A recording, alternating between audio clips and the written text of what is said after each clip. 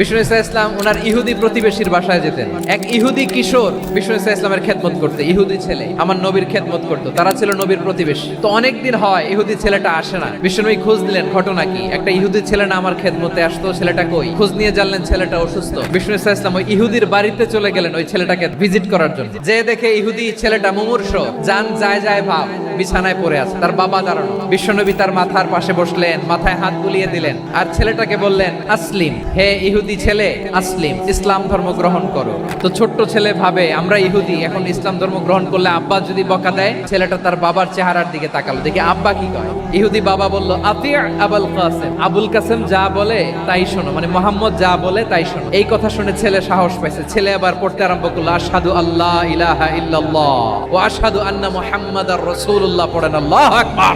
এবার রাসূল সাল্লাল্লাহু আলাইহি ওয়াসাল্লাম বের হয়ে আসলেন ঘর থেকে আর বললেন, আলহামদুলিল্লাহিল্লাযী আনকাযাহু মিনান নার, প্রশংসা সে আল্লাহর যে আল্লাহ জাহান্নামে চলে যাচ্ছিল প্রায় এমন একটা লোককে মুহূর্তের মধ্যে কালেমায়ে শাহাদাতের বদৌলতে জান্নাতি বানায় দিলেন। আওয়াজ করে পড়েন সুবহানাল্লাহ।